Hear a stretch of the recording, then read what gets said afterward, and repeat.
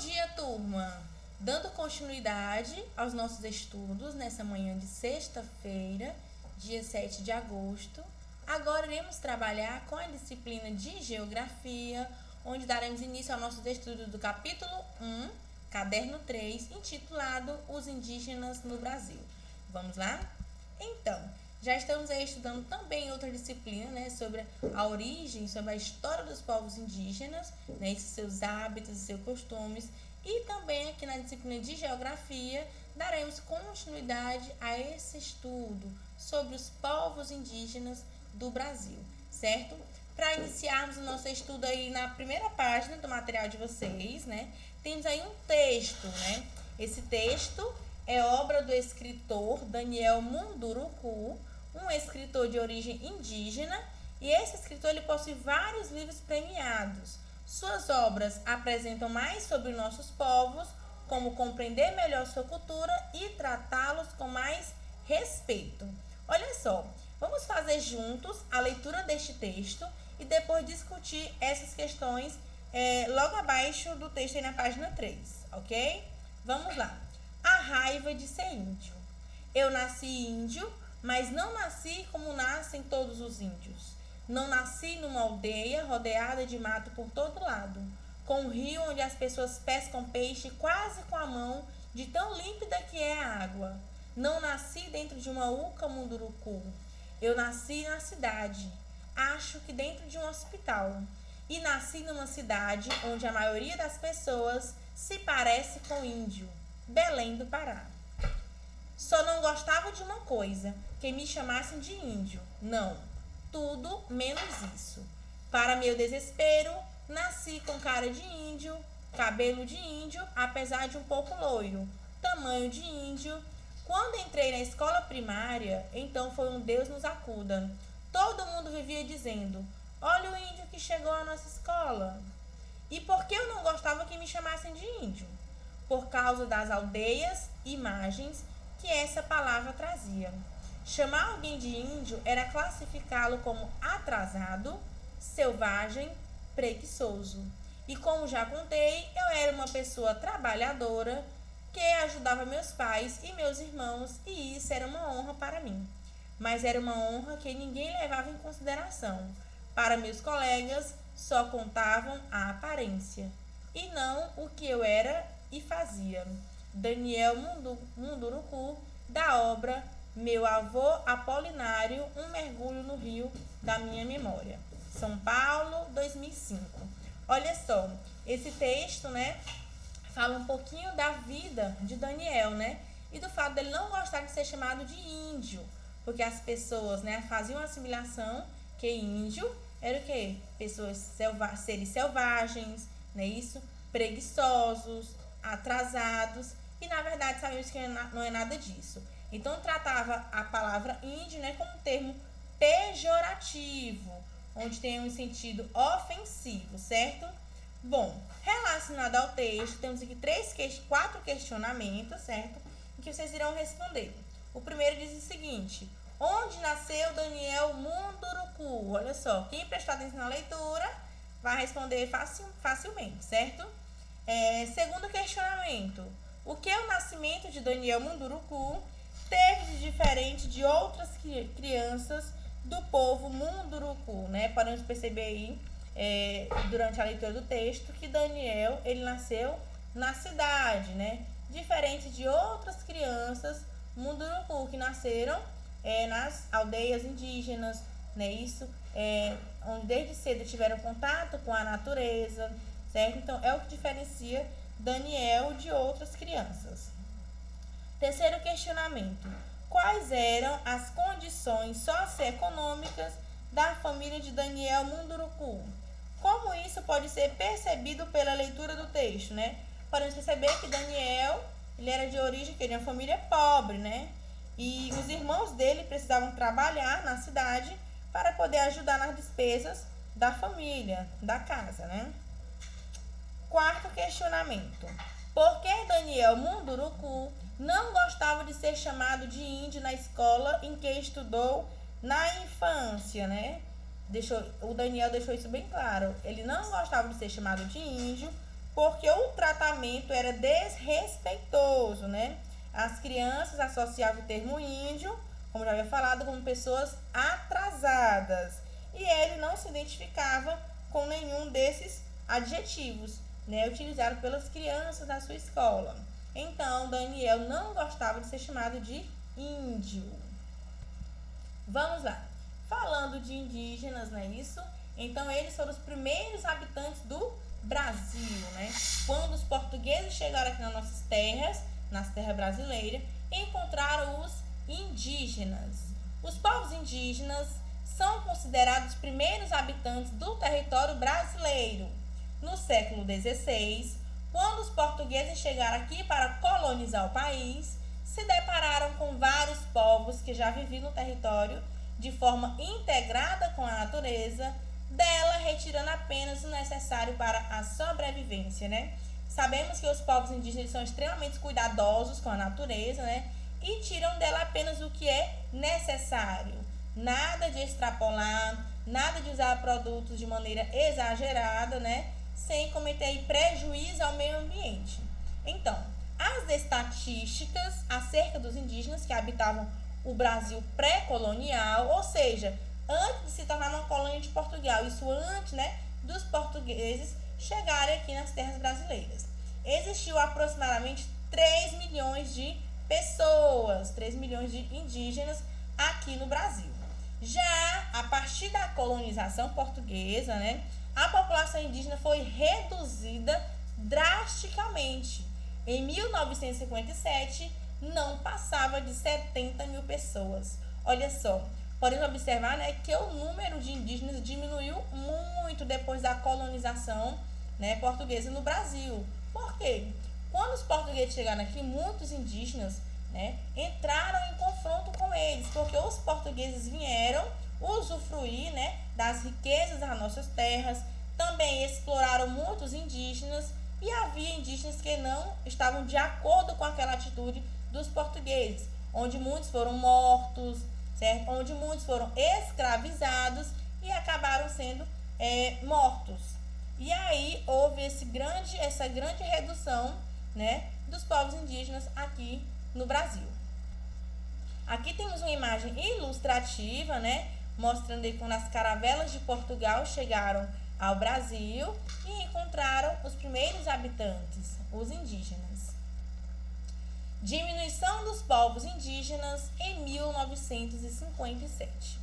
Bom, isso tudo ocorreu porque conforme o território foi sendo ocupado, esses povos foram sendo mortos para que suas terras fossem utilizadas para a agricultura, a pecuária, a extração de pedras preciosas e outros minerais, assim como para a construção de vilas e posteriormente cidades. Então foi o que fizeram, né, os portugueses ao chegarem aqui no Brasil, né?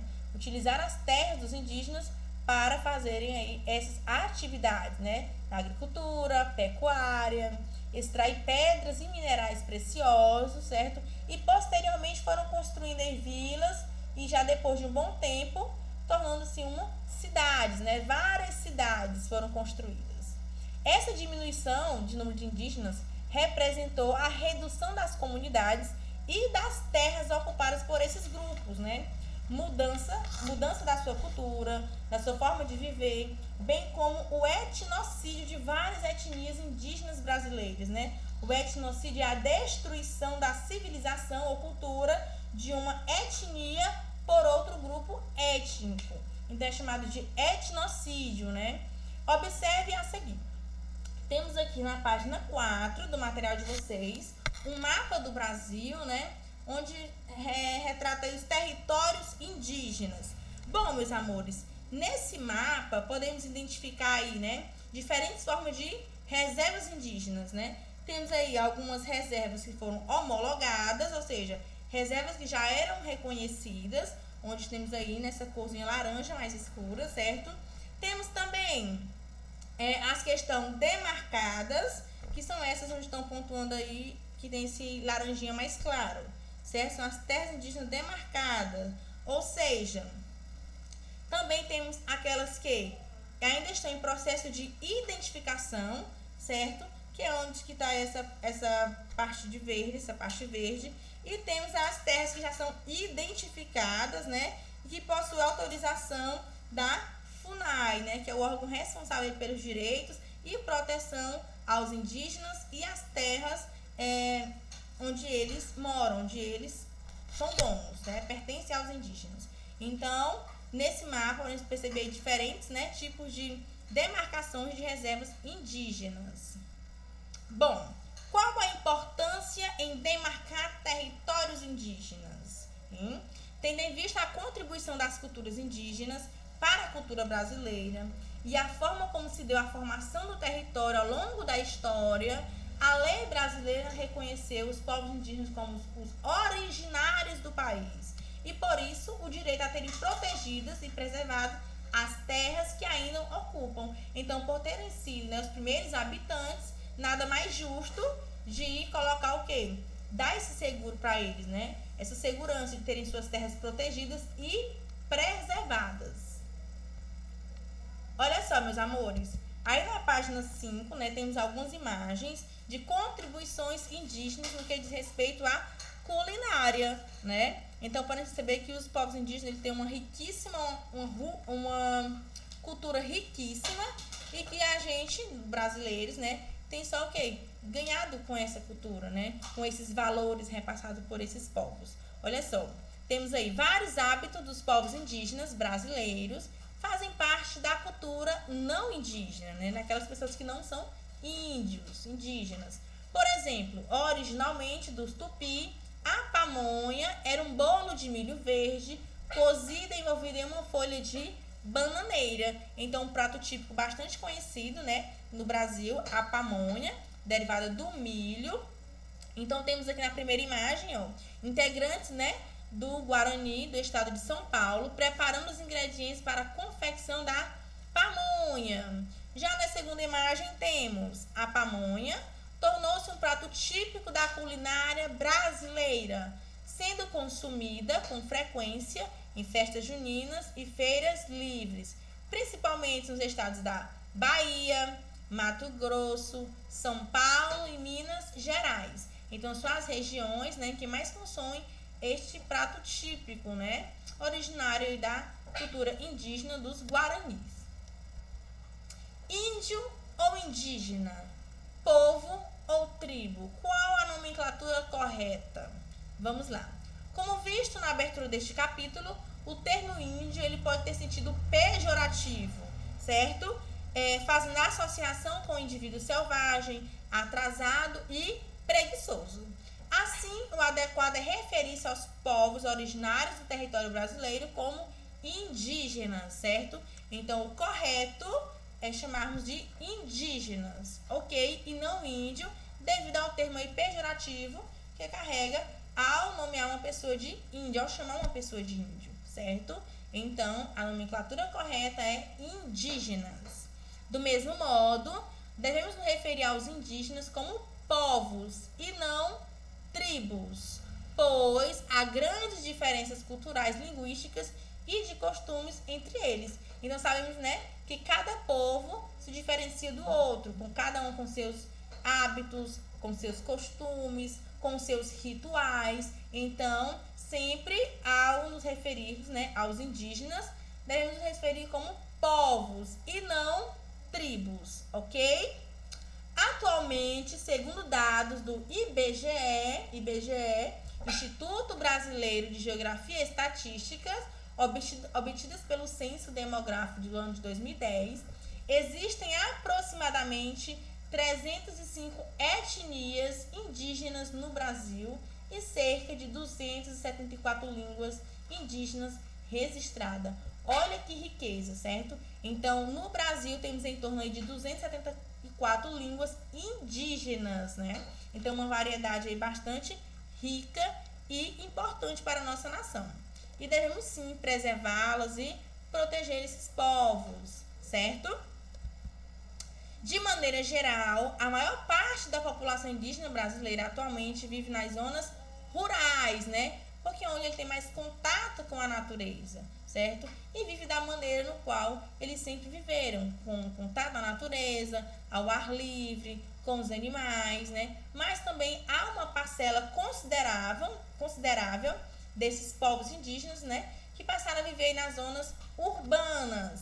Podem observar isso aí na página 8 do material de vocês. Temos aqui nessa primeira imagem família, né, dos Iapixana descascando mandioca para produzir farinha na terra indígena de Araçá, município de Amajari, em Roraima. Temos também aqui, ó, estudantes de Escola Municipal dos Guarani participando de desfile comemorativo de 7 de setembro no centro de Amambaí, Mato Grosso do Sul. Olha só, como as tradições e costumes dos povos indígenas estão muito ligados à natureza, a maior parte de suas terras e de seus integrantes se localizam nas zonas rurais, tá? Como vimos também aqui, alguns desses povos, né, passaram a morar, né, a usufruir também de coisas da zona urbana, né? Onde temos aí, ó, indígenas vivendo em condições dignas nas cidades, permite também o quê? Trocas culturais maiores com pessoas que fazem parte de outras etnias no Brasil. Então, o acesso desses povos, né, na zona urbana permite esse conhecimento, né, entre essa troca de conhecimento entre os povos indígenas e os povos não indígenas. Os ticuna. Vamos agora conhecer um pouquinho, né, conhecer alguns povos indígenas do Brasil. Os ticuna vivem principalmente no estado do Amazonas, na região norte do Brasil, organizando-se em clãs, né? Esses clãs é o quê? Conjunto de famílias descendentes de ancestrais comuns. Sua forma tradicional de moradia é a de membros e de um mesmo clã. Olha só, o tipo de moradia desses povos indígenas, temos aqui nessas duas imagens, certo? Onde estão reunidos em clãs, né? Que é conjuntos de famílias, onde cada família ocupa aí um clã, ok? Os Guarani Kaiowá, eles localizam-se ao longo de Mato Grosso do Sul, próximo à fronteira com o Paraguai.